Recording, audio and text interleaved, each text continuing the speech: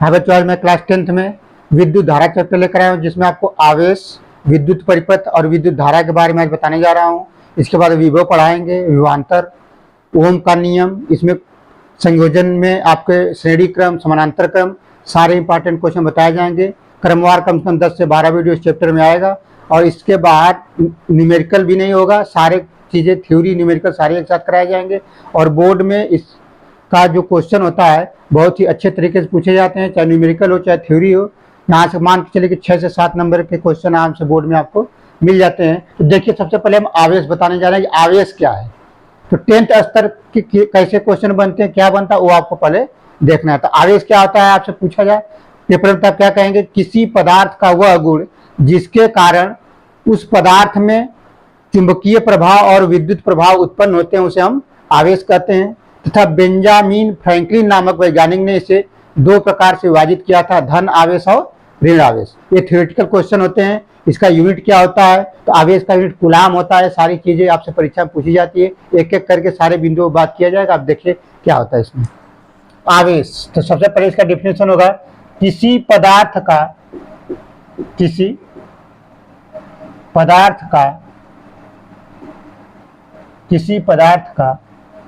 वह गुण जिसके कारण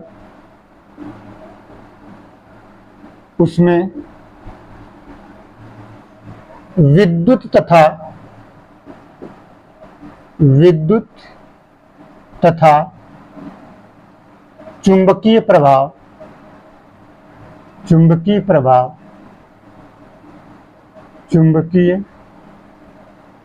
प्रभाव उत्पन्न होते हैं उसे आवेश कहते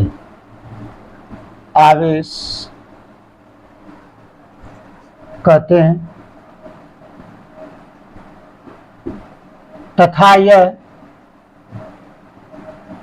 एक अदिश राशि होती है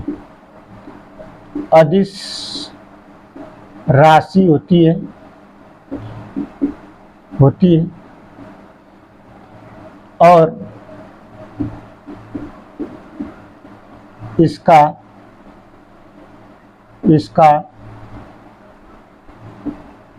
यसाई मात्रक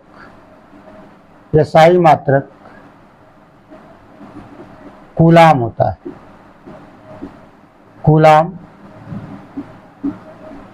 है, जिसे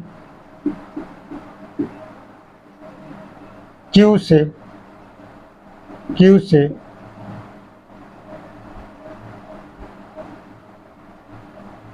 से प्रदर्शित करते हैं।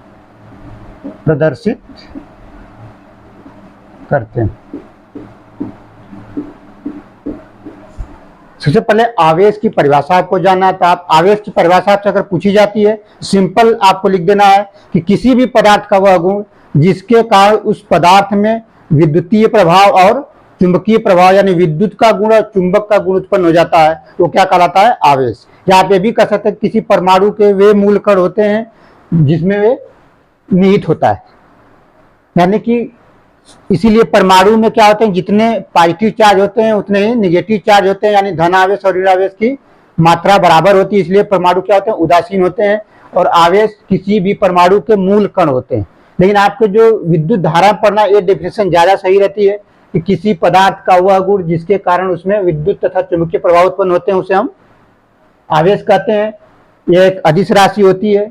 इसका एसआई मात्रक बहुत पूछा जाता है परीक्षा में कि आवेश का मात्रक क्या होता है? एसआई मात्रक कूलाम होता है।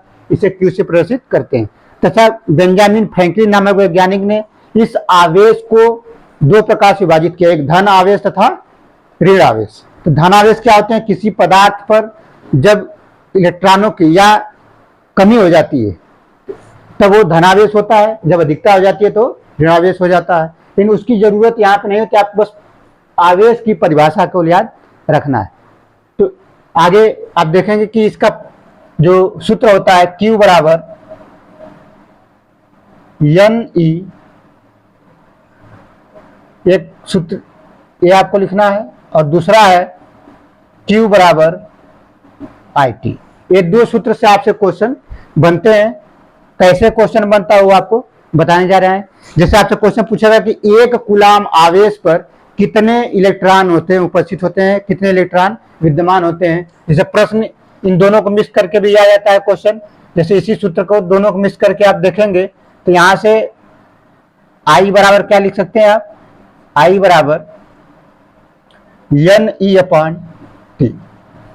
ये भी एक सूत्र बन जाता है। लेकिन आपको ये दो मेन सूत्र याद करिए आप। इस पर सवाल जो बनते हैं, पहला जैसे पहला सवाल जो एनसीईआरटी में पूछा जाता है और पूछा गया है कि क्या है, तो आप देखिए कि एक कूलाम आवेश पर, एक कूलाम आवेश पर इलेक्ट्रॉनों की संख्या, इलेक्ट्रॉनों की संख्या कितनी होगी, कितनी होगी। एक क्वेश्चन पूछा जाता है आपसे, पहला क्वेश्चन यही बनता है और बहुत इंपॉर्टेंट क्वेश्चन है।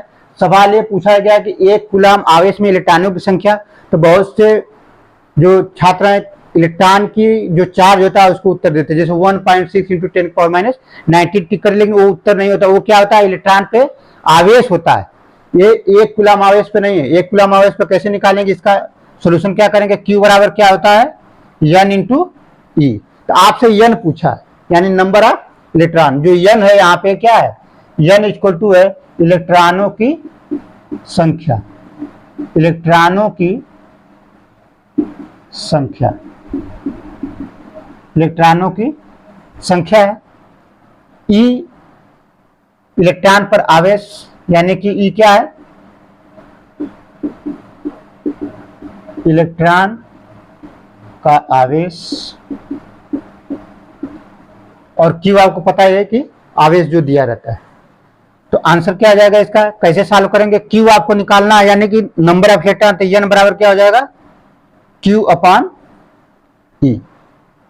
तो N बराबर हो जाएगा, Q कितना दिया है, एक कूलाम, एक लिख दिया हमने, बटे क्या करेंगे, इलेक्ट्रॉन, इलेक्ट्रॉन पर चार्ज कितना होता है, -1.6 इंटू 10⁻⁹ तो यहाँ पे सवाल में माइनस नहीं लगाना है, क्योंकि चार्ज की कुल बात की जा रही है। तो बराबर क्या लिख सकते हैं आप, 1 इंटू 10⁻⁹ बटे 1.6। अब इसको अगर काटेंगे तो आप देख सकते हैं कि इसको आसान करने के लिए क्या कर सकते हैं, यहाँ पे 10 इंटू 10⁻18 बटे 6। इसको काटेंगे तो क्या आ जाएगा, 10 में 6 का भाग देंगे, 6 एकम 6। अब देखेंगे यहाँ पे सवाल जो सॉल्व करते समय कि 6 इंटू 1.6 इंटू 10⁻⁻19 है, ऊपर जाएगा ये, तो जो 17 है यानी कि 1.6 है, यानी ये कितने बार जाएगा, ये यहाँ पे 10 में, तो ये 1.6 जो है, यहाँ क्या करेंगे आप, या तो यहाँ 1.6 करेंगे तो यहाँ कितना बार जाएगा, 6 बार जाएगा। फिर 0.25 इंटू 10⁻18 इलेक्ट्रॉन।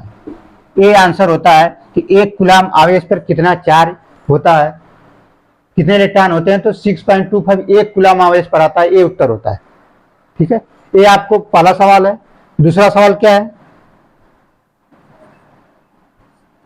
और यहाँ जो T होता है ये हमेशा समय है, और ये हमेशा किस में लिखते हैं, सेकेंड में। समय किस में होता है, सेकेंड में। सवाल जैसे आपसे क्या कहेगा कि किसी चालक में 0.5 एम्पियर की धारा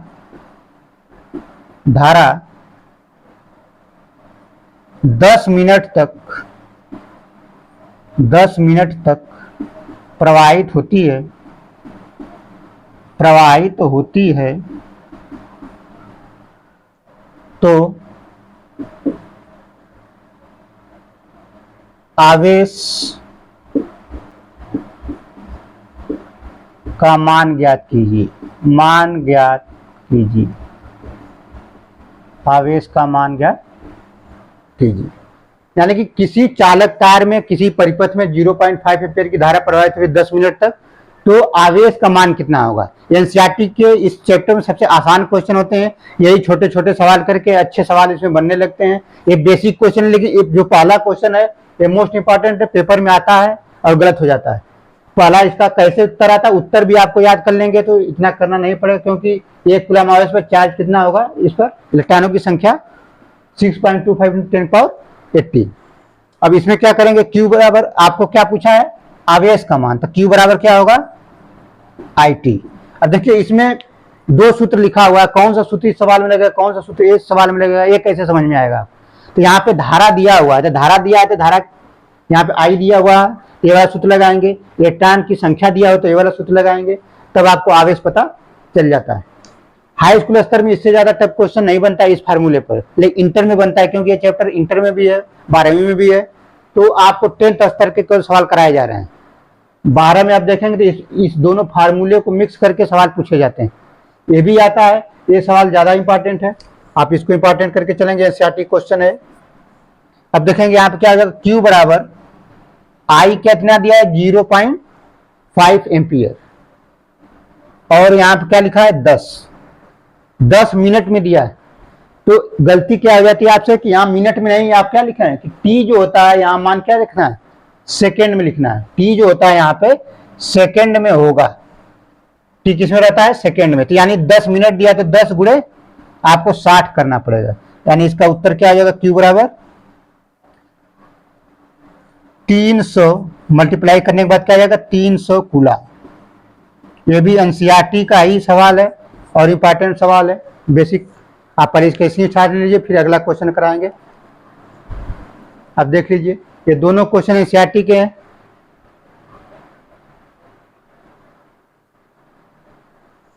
ये दोनों सवाल ही महत्वपूर्ण बोर्ड में आपसे पूछे जाते हैं। इसके बाद आपको कराएंगे विद्युत धारा, विद्युत धारा, और ये दोनों एक साथ देख लीजिए।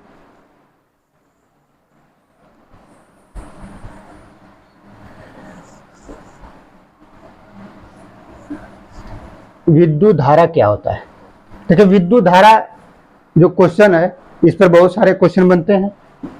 अभी ये बेसिक शुरू हो रहा है, लेकिन क्वेश्चन यहाँ से बनते हैं। दोनों क्वेश्चन जो कराए हैं दोनों इंपॉर्टेंट है, इसी फार्मूले से आते हैं क्वेश्चन।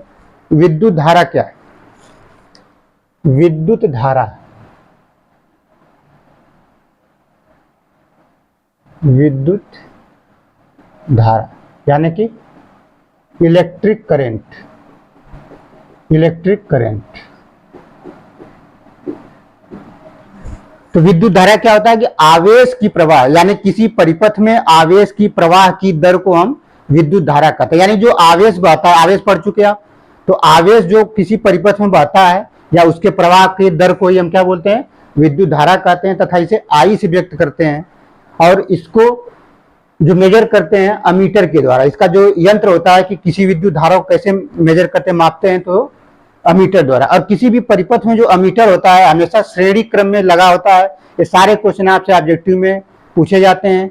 तो आप देखिए एक एक चीज क्लियर करके देखिए कि विद्युत धारा क्या है। सबसे पहले इसकी डेफिनेशन देखेंगे। किसी परिपथ में, किसी परिपथ में, किसी विद्युत परिपथ लिखिए, चाहे परिपथ लिखिए, किसी परिपथ में, या विद्युत परिपथ लिख लीजिए, किसी विद्युत परिपथ में, विद्युत परिपथ में, परिपथ में आवेश या एकांक आवेश, आवेश की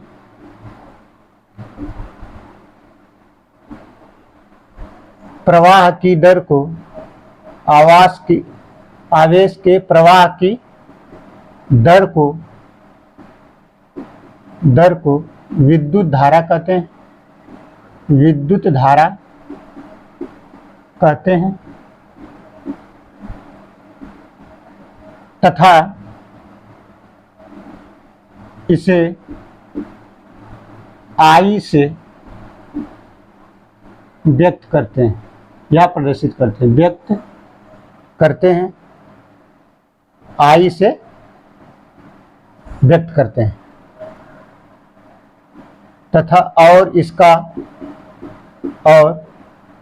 इसका यसाई मात्रक, इसका मात्रक बहुत पूछा जाता है, यसाई मात्रक एम्पियर होता है।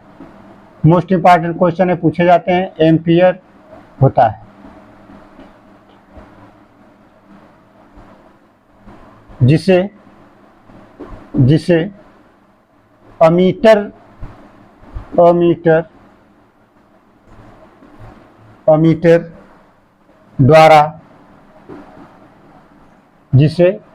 द्वारा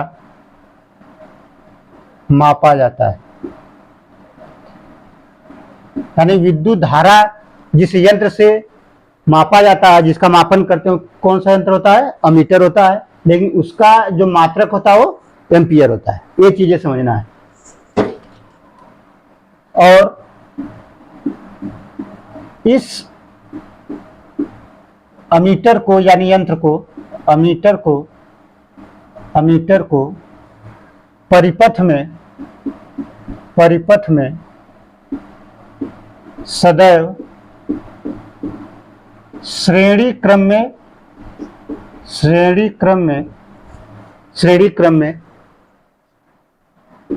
संयोजित करते हैं। ये मोस्ट इंपॉर्टेंट पॉइंट, ये बहुत पूछे जाते हैं, संयोजित करते हैं। ये सारी चीजें सीबीएसई एकेडमी पर एक एक चीजें आपको क्लियर की जाएंगी। ये नहीं कि कुछ पॉइंट अलग किताबों में जो लिखे रहते हैं एक साथ सारे डाउट क्लियर हो जाएंगे, ऑब्जेक्टिव हो चाहे सब्जेक्टिव हो। कि विद्युत परिपथ में जो भी आवेश का प्रवाह होता है उसे धारा कहते हैं। धारा का मात्रक क्या होता है? एम्पियर होता है। और जो धारा मापने वाला यंत्र होता है उसको क्या बोलते हैं? अमीटर। लेकिन किसी विद्युत परिपथ में जब आप इस यंत्र को लगाते हैं तो कैसे लगाएंगे? या तो समानांतर क्रम में लगाएंगे या तो श्रेणी क्रम में लगाएंगे। तो ये भी क्वेश्चन पूछा जाता है कि विद्युत अमीटर, जो अमीटर होता है विद्युत धारा को मापने वाला, उसको किस क्रम में लगाते हैं, कैसे जोड़ा जाता है? तो हमेशा श्रेणी क्रम में लगाते हैं। क्या लिखा है? सदैव श्रेणी क्रम। आपको याद होना चाहिए क्वेश्चन। आपसे क्वेश्चन पूछ लेगा कि किसी विद्युत परिपथ में अमीटर को सदैव जोड़ा जाता है, श्रेणी क्रम, समानांतर क्रम, दोनों, इनमें से कोई नहीं। तो ज्यादातर लोग दोनों लगा देते हैं, कोई समांतर क्रम लगाता है, लेकिन आपको यहाँ पे श्रेणी क्रम में जोड़ा जाता है। इंपॉर्टेंट पॉइंट होता है। अब देखेंगे इसका जो विद्युत धारा को आई से लिखते हैं तो आई बराबर क्या हो जाता है? आई बराबर Q/T। तो एक यूनिट इसका और हो जाता है। एक तो यूनिट क्या हो गया इसका, जो एसआई यूनिट है, एसआई मात्रक जो है, एसआई मात्रक जो है वो क्या हो गया? एम्पियर। एम्पियर। ये तो आपसे पूछा ही जाता है कि विद्युत धारा का एसआई मात्रक क्या है। एक मात्रक हो गया एसआई मात्रक, लेकिन एक मात्रक और हो सकता है। क्या हो सकता है? विद्युत धारा का दूसरा मात्रक क्या है? ये पहला हो गया। दूसरा मात्रक क्या है? क्यू, आवेश। आवेश का मात्रक क्या होता है? कूलाम। कूलाम बटे में क्या है? समय है, तो क्या आ जाएगा? सेकेंड। किसके दो मात्रक हो गए? किसके? विद्युत धारा के। एक तो एम्पियर, दूसरा कूलाम प्रति सेकेंड। क्वेश्चन यही गलत होने लगता है पेपर में, बोर्ड में, कि बताइए कि विद्युत धारा का मात्रक होता है, एक ऑप्शन कूलाम रहता है, एक रहता है एम्पियर, दूसरा कूलाम प्रति सेकेंड, तीसरा बोथ यानी दोनों, चौथा कोई और ओम दे दिए या नन ऑफ दीज, इनमें से कोई नहीं। तो ज्यादातर ये रटा रहता है बच्चों कि एम्पियर लगाना है। आपको ये देखना है कि क्या कूलाम प्रति सेकेंड भी है। अगर एसआई मात्रक पूछा तब तो यही लगेगा, लेकिन क्वेश्चन में एसआई मात्रक नहीं लिखा है कि विद्युत धारा का मात्रक क्या होता है। तो ये दोनों होता है, एसआई मात्रक ये है, लेकिन मात्रक दोनों ही है। क्वेश्चन जैसे पूछे आपको लगाना है इसमें। तो आप देखेंगे कि विद्युत धारा के बारे में सारी चीजें आपको बता दी गई है। और सवाल ये बनता है कि विद्युत धारा जो है मात्रक है एम्पियर, इसका डेफिनेशन क्या है, इसकी परिभाषा क्या है? ये जल्दी कोई नहीं बताता आपसे, और यही सवाल आ जाते हैं। तो विद्युत धारा तो किसी बुक में दिया हो, किसी कोचिंग, किसी ट्यूशन में पढ़ रहे हैं आप, तो आपको बता दिया जाता है। लेकिन एक एम्पियर क्या है या एम्पियर क्या है, इसकी डेफिनेशन बहुत कम लोग बताते हैं, बच्चे से पूछे नहीं बता पाते हैं। इसलिए यहाँ पे हमारे चैनल पर आप जुड़े रहेंगे तो एक जो छोटी छोटी बातें हैं, चाहे मात्रक से हो, चाहे जो अच्छे क्वेश्चन बनते हैं वो सारी चीज़ें डाउट क्लियर की जाएगी। आप किसी भी वीडियो किसी भी चैनल पर जाकर देख लीजिए, इससे बेहतर नोट हमें नहीं लगता कि किसी वीडियो में मिलेगा। एक वीडियो में भी हम कम समय में ज़्यादा कंटेंट अच्छा देने की कोशिश करते हैं। आप देखिए इसमें क्या होता है कि 1 एम्पियर क्या है। 1 एम्पियर, 1 एम्पियर यानी 1A। आपसे पूछा जाए कि 1 एम्पियर क्या है, तो आप कहेंगे कि प्रति सेकेंड 1 कूलाम आवेश की प्रवाह को 1 एम्पियर कहते हैं। यानी क्या कहेंगे आप, प्रति सेकेंड, यानी आप कह सकते हैं कि 1 सेकेंड में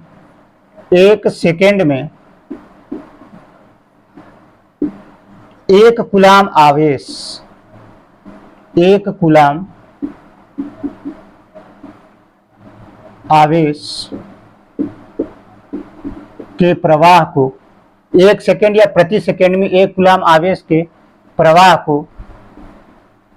को एम्पियर कहते हैं। एम्पियर कहते हैं या 1 एम्पियर कहते हैं, एम्पियर कहते हैं।